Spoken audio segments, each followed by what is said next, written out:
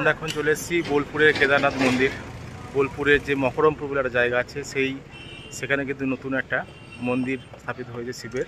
তো কেদারনাথ মন্দিরের আদলে তৈরি এই মন্দির। তো দেখুন আমার সঙ্গে কেদারনাথ মন্দির বোলপুরের শ্রী শ্রী ভক্তি বেদান্ত আশ্রম, মকরমপুর, বোলপুর 731204। দেখুন শ্রী শ্রী ভক্তি বেদান্ত আশ্রম, শ্রী শ্রী কেদারনাথ মন্দির। এটা গেট।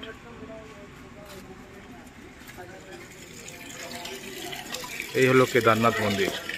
আমরা কেদারনাথে যাই কেদারনাথের মন্দির দেখতে।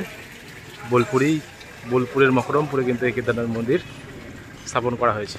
ভক্তি বেদান্ত আশ্রম এবং এই ভক্তি বেদান্ত আশ্রমে যে নিত্য অনুষ্ঠান সূচি দিয়েছে, এখানে মঙ্গল আরতি সকাল 8:30-এ, সিঙ্গার আরতি, ভোগ আরতি, বিভিন্ন ধরনের আরতির যে সময়সীমা। আর এখানেই কিন্তু পুরো কেদারনাথ মন্দির যেরকম সেই আদলেই কিন্তু এই মন্দিরটি স্থাপন করা হয়েছে এবং এখনও কিন্তু কাজ চলছে। আর সামনেই আছে নন্দী ঘোষ।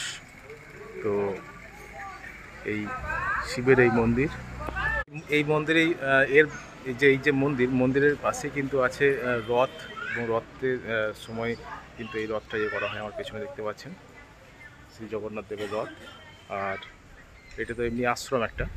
আর এই মন্দিরটা কিন্তু নতুন স্থাপন করা হয়েছে, কেদারনাথের মন্দির। পরিষ্কারের কাজ করছেন।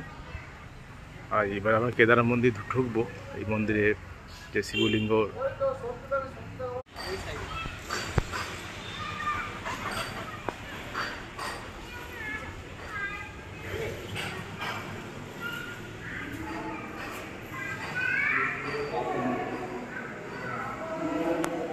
এটা মেন গেট আশ্রমের ঢোকার, মন্দির প্রাঙ্গণে ঢোকার। এটা হলো শ্রীকৃষ্ণের মন্দির, রাধাকৃষ্ণ এবং প্রভু জগন্নাথ দেবের মন্দির।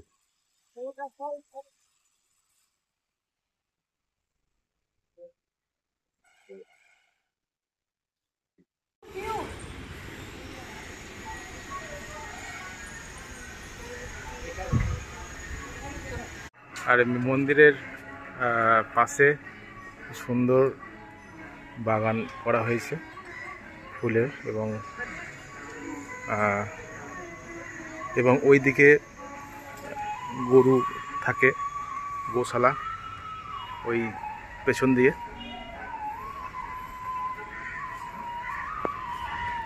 বোলপুর শান্তিনিকেতনের যে মকরমপুর জায়গা, সেই মকরমপুরে কিন্তু এই মন্দিরটি প্রতিষ্ঠা করা হয়েছে এবং এই মন্দিরটি নতুনভাবে প্রতিষ্ঠা করা হয়েছে।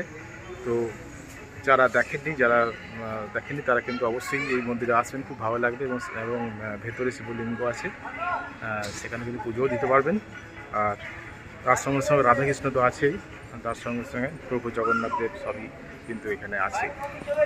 মন্দিরটি কিন্তু পুরো সাদা পাথর দিয়ে তৈরি করা হয়েছে, দেখতে পাচ্ছেন। একদম কেদারনাথ মন্দিরের আদলে তৈরি মন্দির, পুরো সাদা পাথর দিয়ে তৈরি করা হয়েছে। দেখতে পাচ্ছেন মন্দিরটি পুরো সাদা পাথর দিয়ে বাঁধানো হয়েছে এবং পুরো মন্দিরটা কিন্তু সাদা পাথর দিয়ে, এবং পুরো যে কেদারনাথ মন্দিরের আদলেই কিন্তু এই মন্দিরটা তৈরি করা হয়েছে। খুব সুন্দর দেখতে এই মন্দিরটি। আর সামনে কিন্তু বসার বা সময় কাটানোর জায়গা আছে। আর সামনে রাস্তা, মেন রাস্তা এবং গেট। এই আশ্রমে কিন্তু খুব ভালো করে সুন্দর করে সাজানো হয়েছে। মন্দিরের যে থাকে, পরিবেশ থাকে, সেই পরিবেশ কিন্তু এখানে আছে। এখানে শ্রী নন্দ গোশালা, খুব বড় জায়গা, এবং সেখানে গান হচ্ছে, এবং এখানে অনেক গরুও আছে এদিকটাই।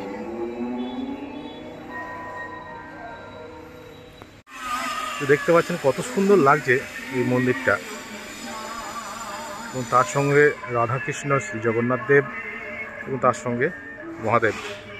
প্রতিদিন ভোগ রান্নার ব্যবস্থা আছে, যারা ভোগ খেতে চান তারা জানিয়ে দিতে পারেন আগে থেকে। তো এখানে ভোগ ঘর আছে, অন্নপূর্ণা মন্দির।